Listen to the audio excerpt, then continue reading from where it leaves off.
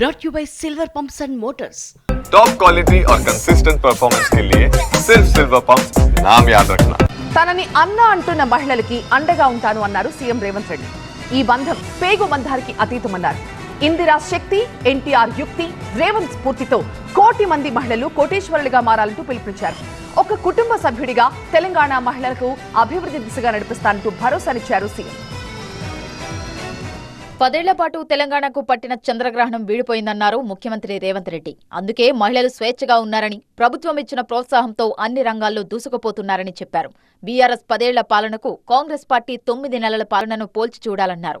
చంద్రగ్రహణం అంతరించిపోయింది. ఈనాడు ఆడబిడ్డలు వెలుగులు చూస్తున్నారు. 10 సంవత్సరాలు ఆనాటి పాలనను చూసిండ్రు. 15 నెలల ఈనాటి పాలనను మీరు చూస్తున్నారు. ఆనాడు ఎప్పుడైనా ప్రభుత్వం మీ పట్ల ఏ విధంగా వ్యవహరించిందో, ప్రభుత్వం మీ పట్ల ఏ విధమైన వివక్ష చూపించిందో మీరు చూస్తున్నారు.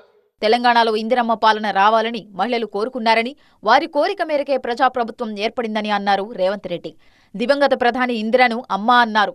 దివంగత సీఎం ఎన్టీఆర్ను అన్న అన్నారు. ఇప్పుడు తనను రేవంత్ అన్న అంటున్నారని చెప్పారు రేవంత్ రెడ్డి.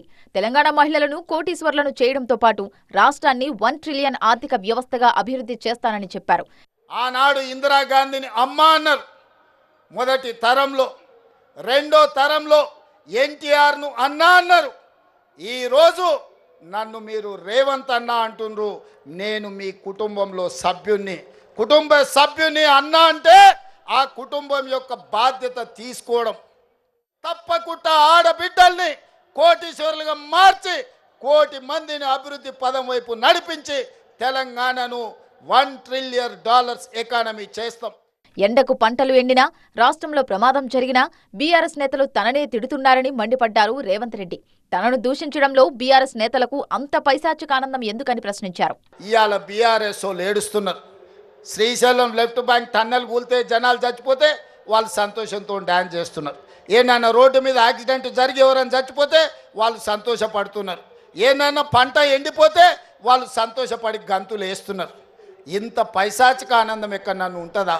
10 ఏళ్ళు ఏల్తిరి దోసుకుంటురి, 10 నెలలు కూడా కాలేదు, అప్పుడే ఈ ఏడుపులు పెడబొబ్బలేంది. ప్రపంచ మహిళా దినోత్సవం సందర్భంగా మహిళలకు గుడ్ న్యూస్ చెప్పారు ముఖ్యమంత్రి.